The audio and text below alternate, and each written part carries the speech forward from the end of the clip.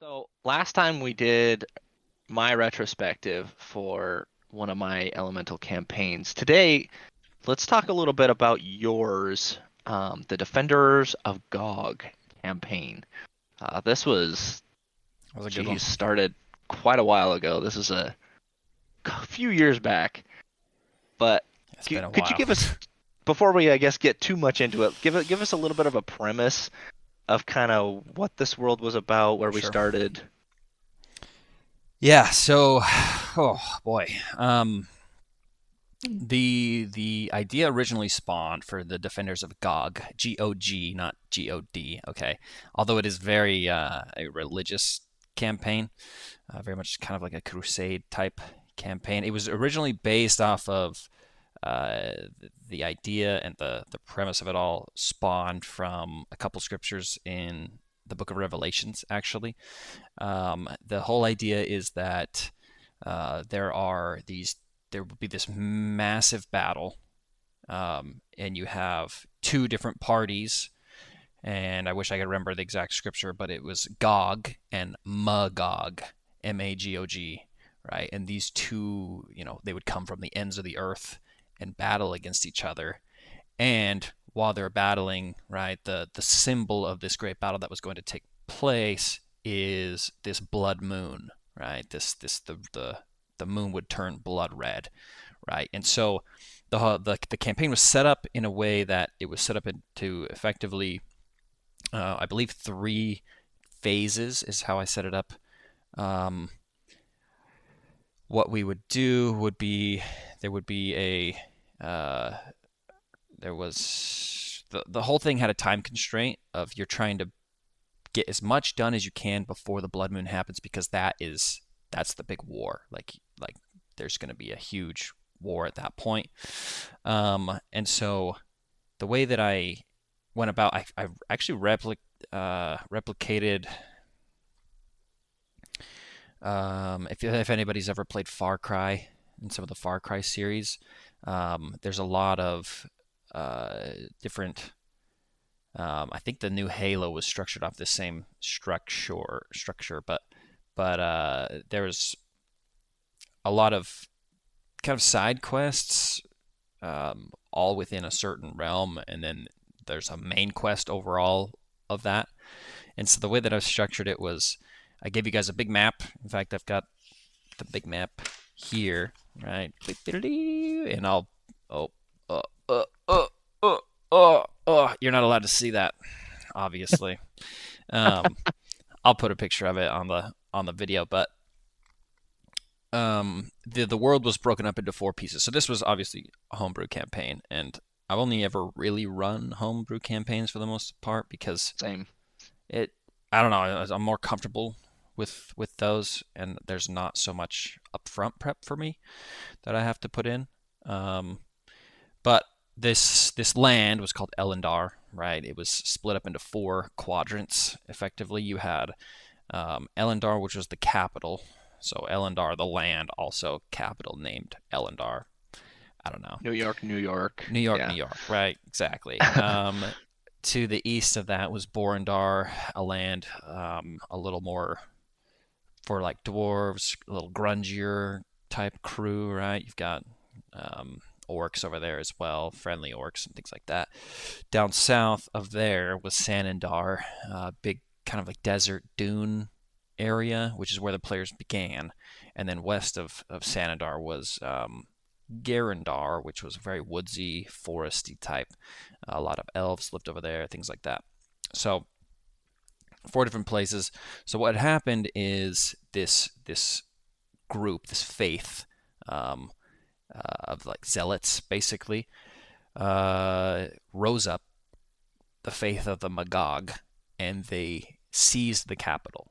Okay, now there was and as they've seized this capital, basically, it's beginning to sow like I don't know how to say it, disharmony, not like Discord. it's yeah, discord, unbalanced, um, this land, and so this land is quickly falling into, where everybody used to live in harmony with each other. Now, people are starting to draw lines in a sense, and it's unbalancing the land, and the players are tasked with bringing balance to the land. Right now, uh, alongside with this, there's a prophecy that they need to collect, the armor of Gog, Gog again, right?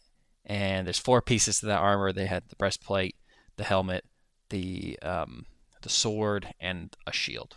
Okay. Now those four pieces of armor practically made you a god, right? And you could fight with those things. They were split up between all four quadrants to keep balance again, right? Now the Magog had already went in, and because they had captured one of the lands, they had one. The big bad guy's name was Droth, big old giant orc. The Magog are basically made up of a bunch of orcs. Um, they were the main baddies for this campaign, and let's see. So yeah, so they were pretty much running the capital at this point, and the players starting down in Sanadar were teamed up with a guy named Titus. Now Titus came from like a long line of descendants, and basically had inherited this breastplate of Gog, right? So he was kind of the one prophesied to free the people of the wrath of Magog, right? And the players would be helping with that. Now, let's see. So yeah, so the whole. Am I missing anything, Riley? I don't think I'm missing anything. Just the time constraint. Basically, it was like you have like 7 things to do, but you only have 5 that you can do Right. in So the I time gave the constraint, players kind a of a thing. ton of different things they could do within each quadrant, each realm, and there was too much to do Hmm. within the time constraint, because I gave an actual physical day. I think we played for a year, although we were It, doing every week.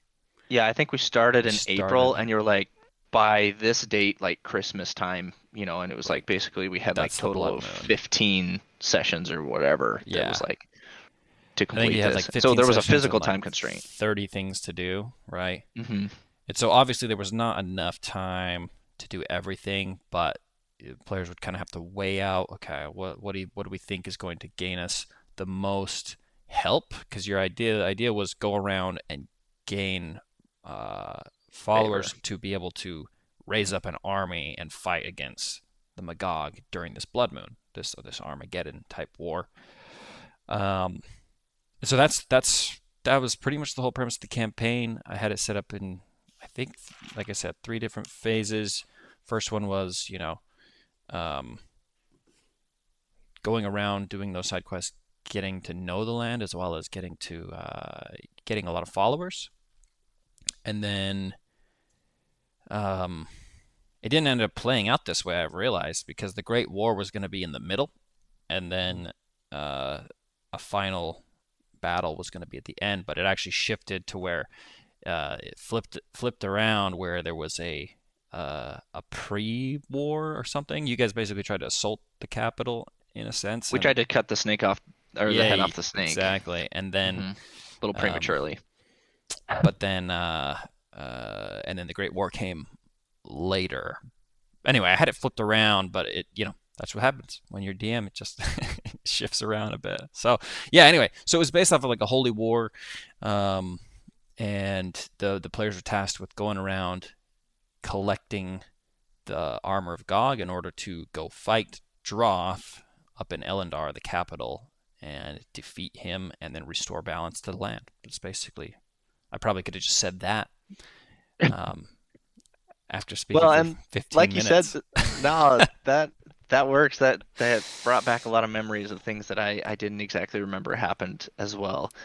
Um, but yeah, we ended up attempting to cut the head off the snake a little prematurely once we had found a couple of the pieces.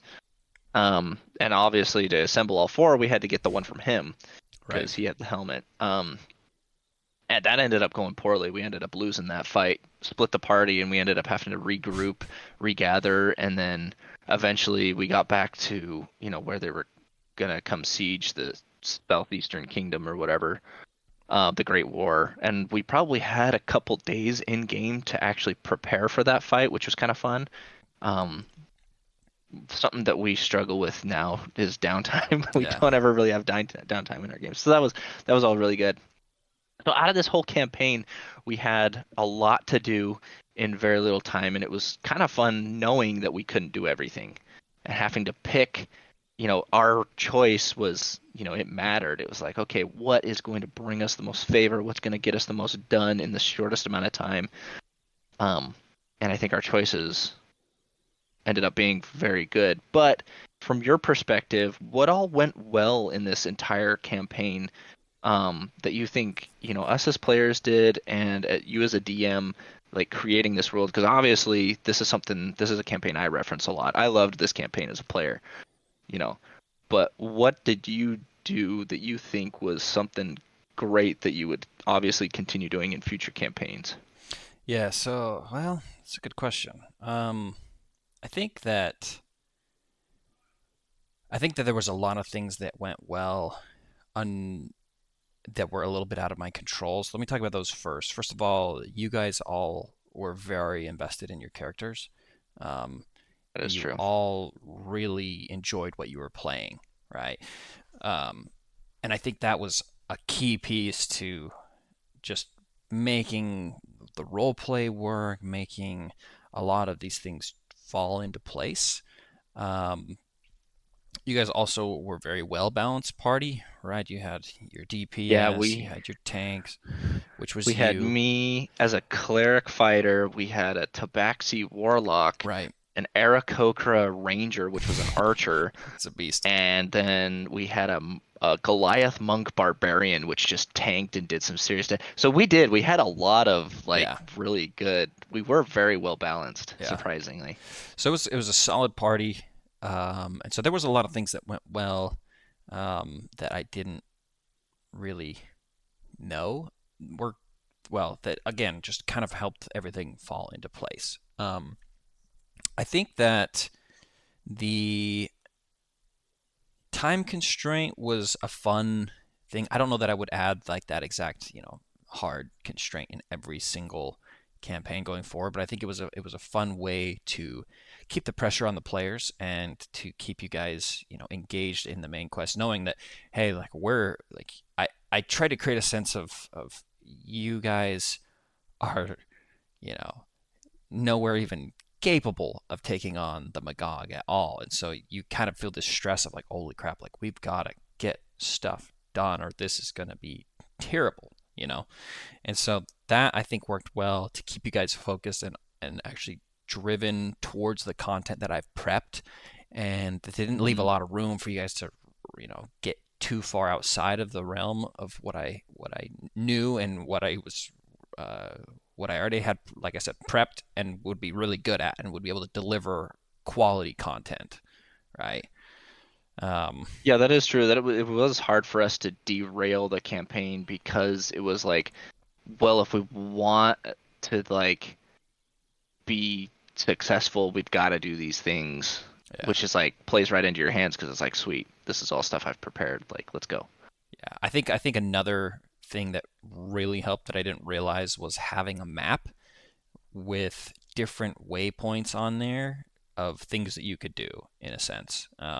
So again, I'll show the map, but we had the map, and then inside of each of those, right, you had different strongholds that you could go defeat, right? So you could go take out some of the Magog in smaller numbers.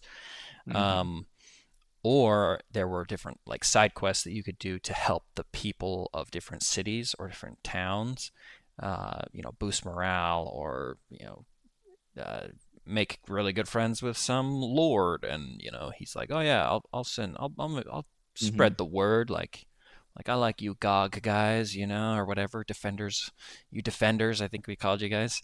And so I think that having things visible for you guys to do went really well because you knew, oh, what do we want to do today? Do we want to go just fight and take on like a whole stronghold of people? Let's go do that. Or, you know, how do we want to boost? And the thing that I liked about this too was that those things played a piece in the battle. They would give you bonuses. I don't think you guys knew what they would give you or No. whatnot, but during the battle, I can't remember exactly how I did this, I think and it I was don't even based think. all off of favor, based on how much we did, like help to Yeah, turn the so you tides would as get to like how much. bonuses for helping, and then Hmm. also taking them out. I think they got negatives put on their piece, Hmm. on their Which rolls and different things like that. ultimately, I don't think we ever got enough to win. Didn't we end up losing? I don't On even remember. which one? Like I think that we didn't quite do enough to turn the tides for the whole thing. Oh, I think it was Pretty close. pretty close. I think they maybe. I can't remember. One of Okay. you had like two more points than the other, and I can't remember if that was them or you guys. Thought it was them, but Okay, I could be wrong. I wasn't could be. I didn't have that behind the screen information. And I didn't write But it down, so that's a problem.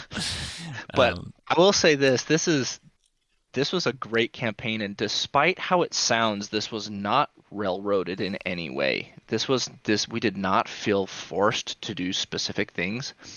This was going a campaign premise, giving way too many options and letting the players decide what they want to play with in the sandbox and I think that within like, the but four then the walls. yeah, but then the options also still played a piece into the main campaign too, Right. They right? still progressed. Yeah. Exactly. So I thought that was a very well, the whole setup of the campaign was well done. You also had a lot of, key characters that you kind of role played that, we all fell in love with and enjoyed and moved through. Um, so I guess on the other side of that, of things, versus stuff that maybe didn't go as planned or didn't go, that you would improve upon if you were to redo it. Is there anything that might come to mind that you would do again differently? Yeah. Let's see. So I've already talked about this in another video, but after creating this campaign, I was very headstrong that I was going to play as a player in this campaign alongside you guys, Mm. thinking that that would be a good idea as a dungeon master to also be a player. Um, and quickly found out, right? I changed this in game before it became a disaster because I recognized that it was detracting from the overall joy of the campaign itself. But that would be something I definitely like have learned and will never do again is try to be a player as with the party in the campaign. I was trying to be Titus um, and actually just you know roll along with the party because I was excited. I wanted to play this cool campaign that Mm. I had written. But yeah, it quickly went downhill. So as I recognized that, I peeled him away. He has other matters to take care of, and even eventually killed him off, right? Hmm. Which ended up, I guess, being a pretty good thing, like you had mentioned in another video, right? Which is kind of passing the baton of, this is your guys's, destiny to fulfill now. Go ahead and take this on. So yeah, so trying to be a player, nix that, get rid of that. Yeah, and from our perspective as players, I don't ever really feel like you were trying to be a player because of the fact that I feel like you caught it soon enough and peeled him away that it was like, okay, that was just a temporary guy to kind of get us going, Mhm. and now, let's go and do this. And then of course, when you killed him off, it was like, oh, okay, wow, this really is up to us. Like we lost a key point in our thing. Like now we got to be better. Let's regroup and what can Yeah. we do to not die next time? Like, so you ended up pulling it off very well, and it wasn't until we started talking about this kind of stuff that I ever even realized as a player that was the motive behind it. But ultimately, I think you pulled out from that at a good point before it got to like, okay, Christian, like, come on. We're just watching you play your own campaign, Yeah. of course. Yeah. Well, um, yeah, that's good. I'm trying to think of some other things that I thought I thought I had one. Um, This is just a side thing, not even just a campaign thing, but taking better notes as a DM. Mm, I feel like you can never take good enough notes, no matter how much stuff you write down, I guess, and maybe you just that's a good record your point. sessions or video or even just audio, record your sessions or whatever, even if it's just yourself. But um, yeah, I wish I could remember because there's a lot of key points that we no longer remember anymore. People who were always like, oh yeah, Right. we're never gonna forget these NPCs that I've just improved out and different things like that.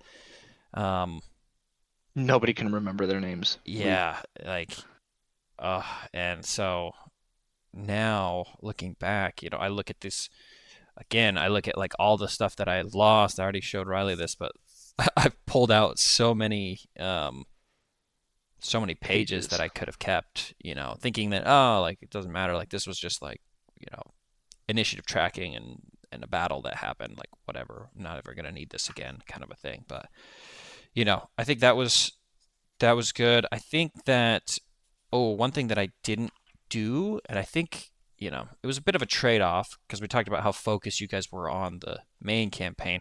I didn't really have any sort of backstory for you guys. I don't even think I had you guys write backstories, to be honest. I don't think so either. So I feel like that was a little bit of a detriment, in a sense of just engaging with storytellers, which one of our players is like probably the main story. That's one of his playing types is storytelling for sure. He loves a good Um, story in it. Yeah.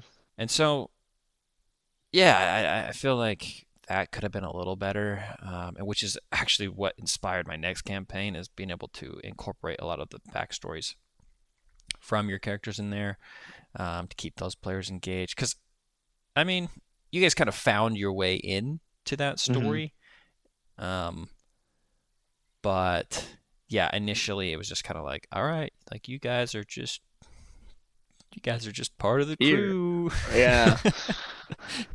Let's go. Which is Yeah, funny that you say that because the campaign that we're currently doing now, I did that same thing. No backstory. We're just here. We're just doing it. This yeah, is the premise. I'm telling you just kind of what your backstory was.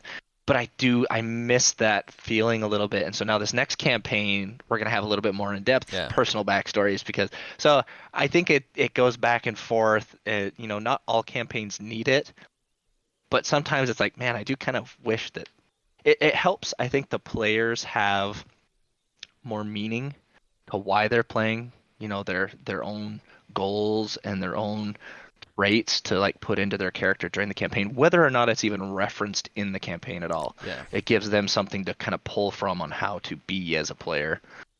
Um, but That's I a good point. still think we were so into our characters. I don't even know if it mattered. Yeah, yeah. No, and you guys loved it. You guys were again. I think that was one of those things that unknowingly really paid off for me. So yeah, no, that was good. Um, I don't know. Any highlights from Hmm. you I mean, that you can remember?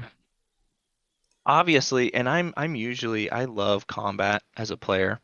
I'm an optimizer. I love to make, some of the better characters and in this case it was a support character. I like to make everyone else better and everyone made really good characters and so it really made me feel good when I Yeah, made their potential that much more because we just became this powerhouse of a team in combat.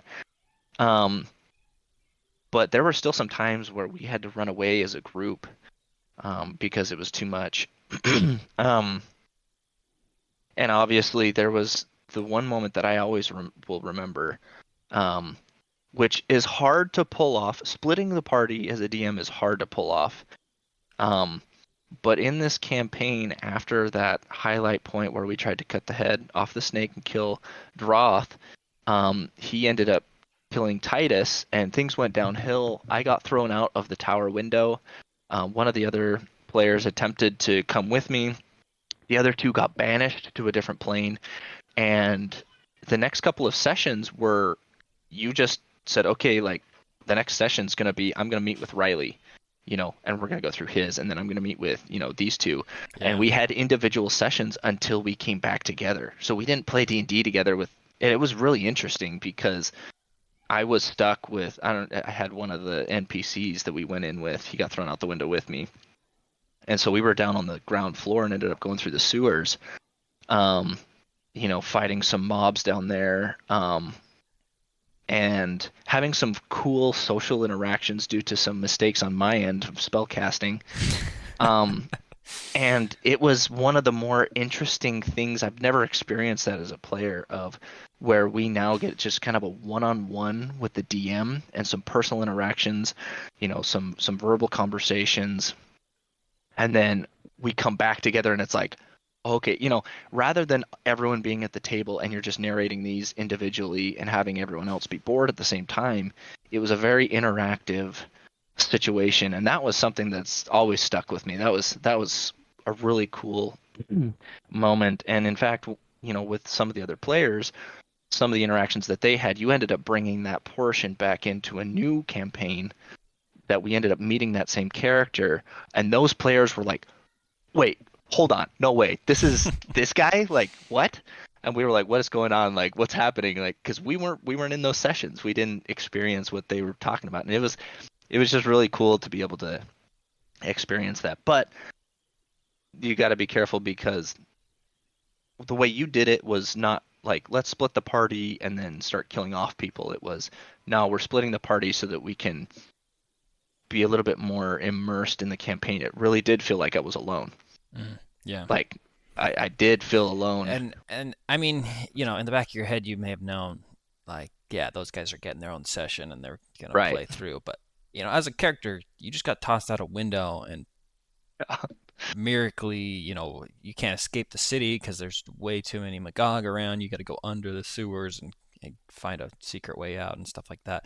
That was like my goal was to try and create a sense of, separation, like actual separation that, you guys are off and, the party was truly split, even though, Hmm.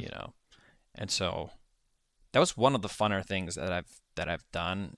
In fact, that was probably the first time I've ever played a single player adventure like with you. Hmm. Um, and we went on to do more of Start that, our own and one-on-one some because we loved it so much. small campaigns. It was fun. It was fun. Yeah. No, that's a good point. Yeah. Yeah, so that was probably a highlight for me. But also in general, I enjoyed the time restraint.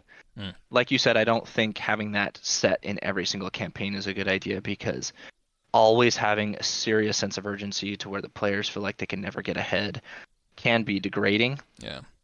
But to where, ultimately we knew that it's like we there will be enough options presented to us to where we should have a fighting chance. Yeah. Um, and it also made us want to make the best of every session that we had too.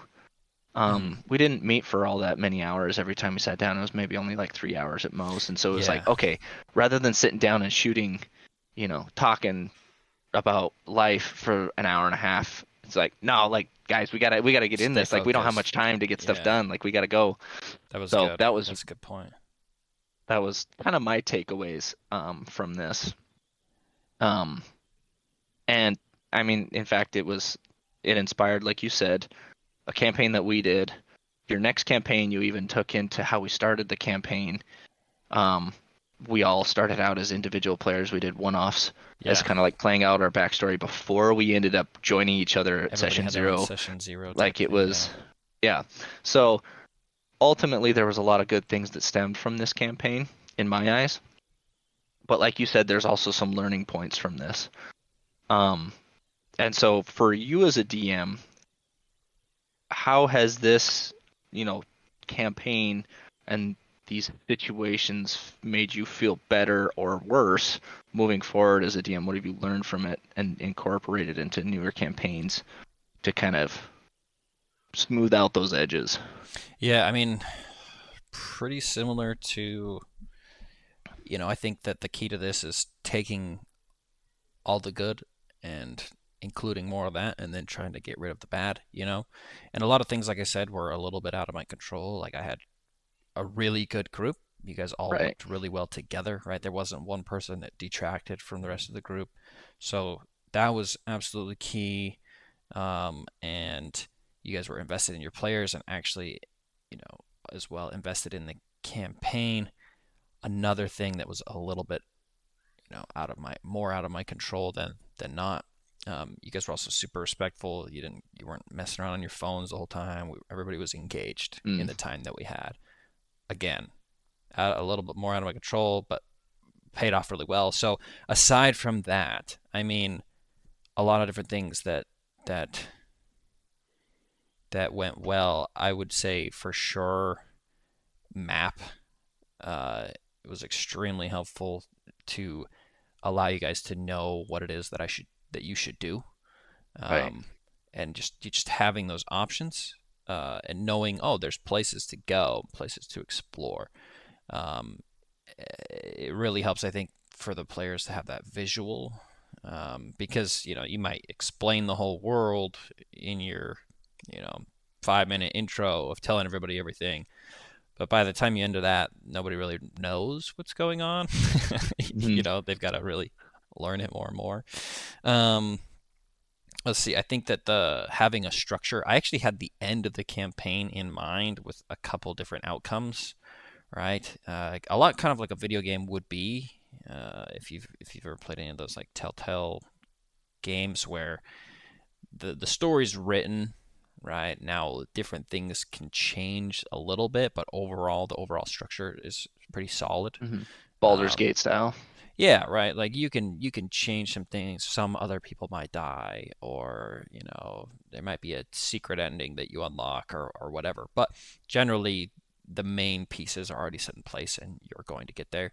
And so I think that getting my players to those places, uh, went really well. So I think having the vision in mind of your entire campaign, and then also having those key pieces to where you can get your players, was also very helpful, because I knew, okay, here's where my players are, and in order to hit phase two, I need them here. So what can I present them to get them there, right? What are the options I can give them to get them to that point, right? And so that was something that um, I definitely would like to keep in mind for future campaigns. Um, Again, the things that went bad, I would not be a player in my own campaign ever again. As a DM, right? We already talked about this in another video too, but it's just like you get so many hats you can wear. That's your superpower. You can do so much. The last thing you need to do is also be a player. At that point, Right. you're Mm. everything, and it's good to have limitations as a DM. Um, Yeah, and I think in this campaign, I think you did a very good job at knowing who we were as players. mm, I mean, me as a support character, I fill a lot of different hats as a player, and I'm kind of easy to suffice in that regard. But like the storytelling aspect, we had a player who loves storytelling. I mean, you had an absolutely wonderful story that, everything was connected. And so he was satisfied there. The other person, there was a lot of social intrigue that was super fun and enjoyable to be a part of. And then the other one, there were heads to smash. There was a lot of heads to smash. yeah, And so there was a little bit of everything for everyone. And we all, because of that, were very intrigued, very engaged, and more importantly, pulled into the story. We really enjoyed this world, and I think if we were brought back, this would be, this is yeah. something that's like 7 years later. Could It'd be really cool to replay be a part of the again. Yeah. campaign. It'd be fun. Yeah. Yeah. I don't know. I think the only other thing that came to mind when you're talking about that was just things that is fun to do is testing your players' morals too. Right. There was a lot of different Moral places quandaries. where That's right. where I could recognize how one of my players was playing, and then I would try to introduce a decision to um, create character development, right? So, for example, we had one point where you guys were escaping a cave, running out. It's very much Mario-esque, right? All of Hmm. the Everything's falling underneath us. yes, all the stone bridges all as you run across, it's all falling beneath you. And one of the NPCs that was along with you, right, trips, falls, and you have to make that decision. One of the players who didn't really care about anybody, right? I don't really care, is now forced to be the one to make that decision of, hey, are you gonna go back and save this lady, or is she just dead to you, right? And that creates Hmm. that moment where they have to make that decision of, do I go back? Like, does that, and then that, changes them as a character. Oh, I'm starting to, develop more love for people, let's say. Or, maybe they don't. Maybe they go, nah, I ain't risking my own life for that. Peace out, Boy Scout. Which is you funny because in know? that moment, I believe he was the only one, and he knew it, that he was really the only one that could. Right. Because there were two of Exactly. us, we were carrying this really heavy anvil, we were Right. hauling it out, and he knew that out of the two players that were left that could help, he's like, I have the skills to do this. Yeah.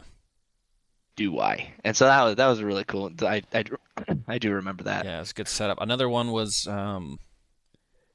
Droth was about to cut the head off of this like adventuring party. He had tasked them with finding the sword, which was lost in time, basically, with the sword of Gog, and he was about to just off this guy as like pretty much a public display of, hey, don't Hmm. don't cross me Oh, and right. accomplish the things that I task you to do, or there's consequences. And you guys kind of we were confronting. You guys were seeing Droth. You rolled into town and this was going on. And as he goes to chop his head off, one of our players, the ranger, takes a pot shot at his sword to deflect it and kind of you know catches attention. And and then he came after him. Uh-huh. Stabbed him and kind of bounced. But it was one of those moments where, like, again, none of you were range characters, really, I guess, or at Hmm. least could like whip something out that quick. And so it created that dynamic over this like Wyatt or Wyatt, where that ranger was the only person who was able to take that shot. Um, And and all he in all, did. it was a moral Yeah, it was kind of a choice moral decision. Do because, I just let this guy get wrecked? well, he's killing one of his own. Isn't that helpful to us? Like, why wouldn't we let him? But Yeah, like the circumstance that you brought it up in made us feel like, okay, we're here to defend and bring balance, and this isn't what we're about. right. And so I think he even turned to us and was like, guys, do I do this? It was like, dude, just go for it. Like, like we're behind you. And he's just like Legolas style, let's go. Yeah, that's good. So So that there. was definitely something that was good. Was um, recognizing where my players were at, and kind of forcing character development for them to stretch themselves, put them in uncomfortable places, put them in worrisome places, and make them figure it out. Not all things turn out well, and that had some major consequences to Right. doing that. But I don't know. I feel like he would do it again. You know. Yeah, all in all, this campaign was super enjoyable and fun to be a part of. There's little that I would change about it. Um, but I mean, as always, we are our worst critics, and so there's always something that we can find that we can better ourselves in as DMs. And I think this is good to always be able to kind of look back. And this is why it's kind of helpful to maybe record your sessions and do, whether it's audio or video or whatever. It's really handy to be able to look back, rewatch those, and be like, that was a bad call on my part, or oh, I would have done this a little bit differently. But in the moment, sometimes we just don't see that being in ourselves, and so this has been I think really helpful. These two, I think we'll try and continue to do this for our upcoming campaigns as well. Um, Looking back and figuring out where we could improve as DMs and publicizing it for everyone. Yeah, exactly. Let everybody else see how bad we are at DMing. Yeah, Exactly. So, yeah, no, this has been fun, and man, it's fun to look back on a lot of. You think about how much work goes into a lot of these campaigns, and and it's fun to look back and pick out the fun Relish. pieces and just enjoy it a little bit and look Right. forward to better campaigns to come. So.